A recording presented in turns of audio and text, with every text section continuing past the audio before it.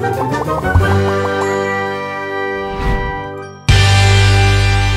Stories की दुनिया।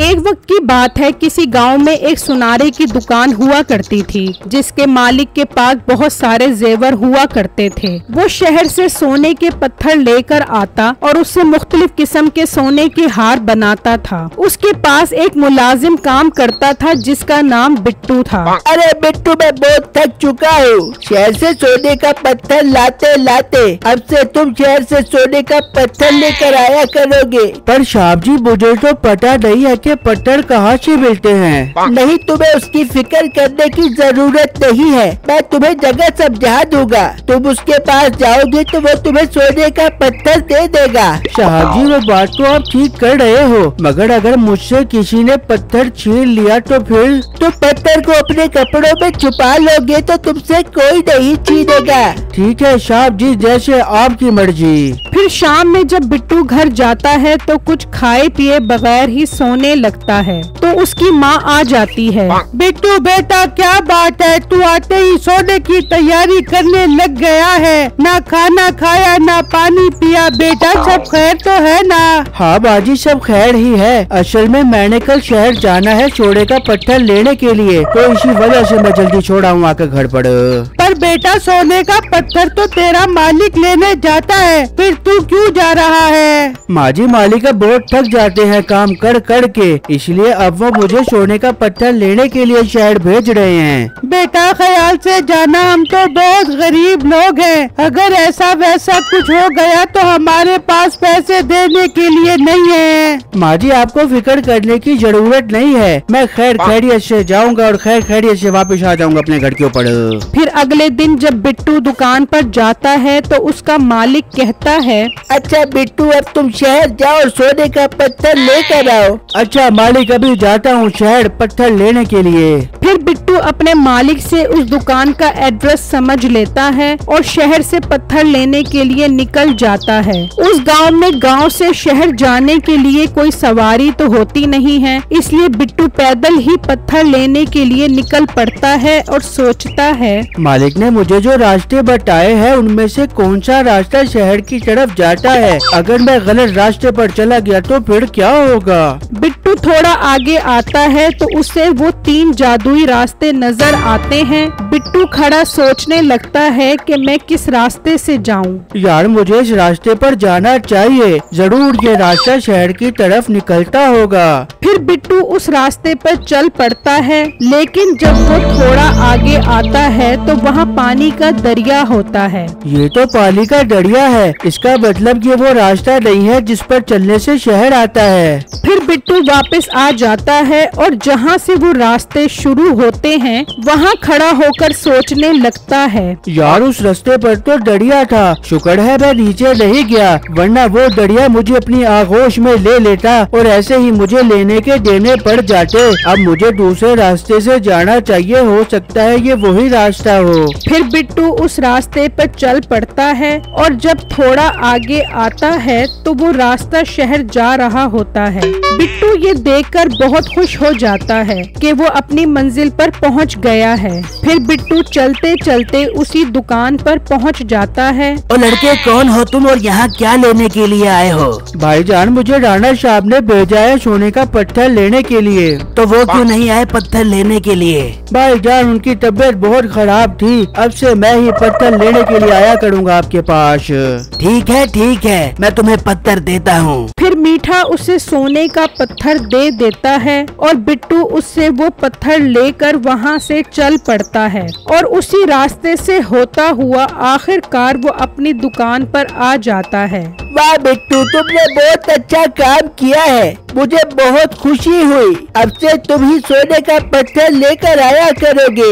वहाँ मीठा अपने मुलाजिम को कहता है, ओ गुल्ली, मेरे जहन में एक बहुत मस्त आइडिया आया है। उस्ताद जी, का आइडिया आया है आपके जहन में? अब वो मोटा सोने के पत्थर लेने के लिए आया करेगा। अब हमारे पास कमाने का बहुत अच्छा मौका है। वो कैसे उस्ताद जी? देख गुल्ली, जब वो मुझसे सोने का पत्थर खरीद कर लेके जाएगा तो तू उसका पीछा करते करते आगे तक चला जाई और वो सोने का पत्थर उससे छीन ली। इस तरह हमारे पास बहुत पैसा आ जाएगा और सोने का पत्थर भी हमारे पास दोबारा वापस आ जाएगा। अरे उस्ताद, आपका जहन तो क्या कमाल चलता है। इस तरह तो हमारे पास पैसों की रेल फेल लग जाएगी और मुफ्त का पैसा आ जाएगा हमारे पास। हाँ, बस जो कुछ तुझे समझा रहा हूँ उसे गौर से समझ। फिर मीठा अपने मुलाजिम को सारी बातें समझा देता है। अगले दिन फिर बिट्टू का मालिक बिट्टू को पैसे देता है कि वो शहर जाकर सोने का पत्थर लेकर आए। फिर बिट्टू वो पैसे लेकर उसी रास्ते पे खड़ा होता है और सोचता है, यार आज मुझे ये तीसरा रास्ता भी देखना चाहिए। ये रास्ता कहाँ जाता है? नहीं, पहले मैं सोने का पत्थर लेकर आता हूँ, फिर बाद में इसको देखूंगा।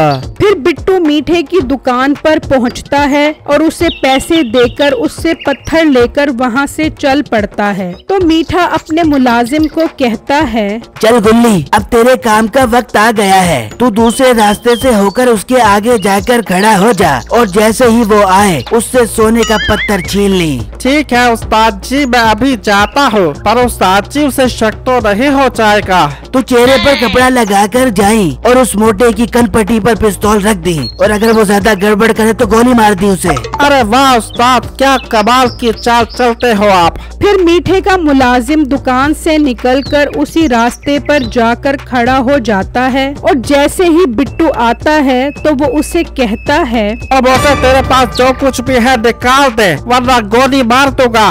भाईजान, मेरे पास कुछ नहीं है। मैं तो एक बहुत गरीब लड़का हूँ और मुश्किल से अपने घर वालों का पेट पालता हूँ। ज्यादा मेरे साथ ड्रामेबाजी मत कर। तेरे पास जो सोने का पत्थर है वो दे दे वरना गोली मार दूंगा। भाई, आपको कैसे पता चला कि मेरे पास सोने का पत्थर है? मैं इस इलाके का सबसे बड़ा चोर हूँ। पत्थर निकालता है या मारो गोली? अच्छा भाई, अभी देता हूँ आपको पत्थर। फिर बिट्टू उसको पत्थर निकाल कर दे देता है और उदासी में अपनी दुकान पर पहुंचकर अपने मालिक को सारी बातें बताता है। ये तुम क्या बकवास कर रहे हो? मुझे मेरा पत्थर हर सूरत चाहिए वरना मुझे पैसे निकलवाने आते हैं। मालिक, ऐसा मत कहे। मैं तो बहुत एहतियात से पत्थर लेने गया था। पता नहीं उस चोर को कैसे पता चला कि मेरे पास सोने का पत्थर है। बस मुझसे ज्यादा ड्रामेबाजी मत करो। मुझे तुम पर ही शक हो रहा है। तुमने ही पत्थर चोरी किया है। तुम्हारे पास सिर्फ एक दिन का टाइम है। अगर तुमने पत्थर ना दिया तो पत्थर कैसे निकलवाते हैं मुझे सारे तरीके आते हैं। फिर बिट्टू उदास होकर घर चला जाता है। वहाँ मीठे का मुलाजिम वो सोने का पत्थर मीठे को दे देता है। वाह गुल्ली, आई लव यू। बहुत अच्छा काम किया है तुमने। उस्ताद जी, अब आप मुझे भी सोने के पत्थर में से हिस्सा दे। मेरा भी हिस्सा बनता है। क्या बकवास की? जरा दोबारा बोल। अब अगर ऐसी बात की तो तुझे नौकरी से निकाल दूंगा। एक तो तुम गरीबों को नौकरी पर रखकर एहसान भी करो और आगे से तुम्हारे नखरे भी बर्दाश्त करो। ये सुनकर मीठे का मुलाजिम अपनी जगह खड़ा हो जाता है और सोचता है, मीठे उस्ताद, एक तो तूने मुझसे उस गरीब का हक मरवाया और ऊपर से सारा पैसा खुद हजम करने के चक्करों में है। मैं ऐसा नहीं होने दूंगा। वहाँ बिट्टू अपनी माँ को सारी बातें बताता है तो उसकी माँ कहती है, बेटा इस तरह तो तू अपने मालिक की नजरों में चोर बन जाएगा।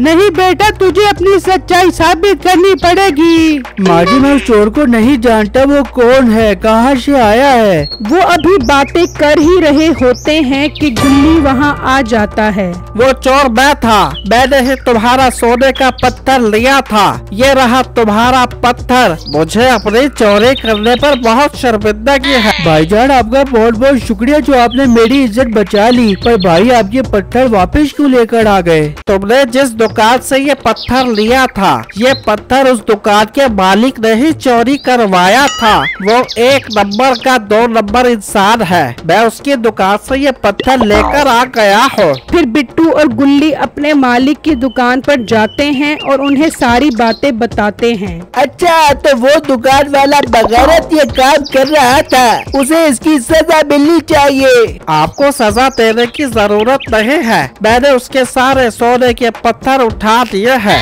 अब मैं शहर जाकर सुकून से जिंदगी गुजारूंगा। मुझे कमेंट बॉक्स में जरूर बताइएगा कि आपको मेरी स्टोरी कैसी लगी। शुक्रिया।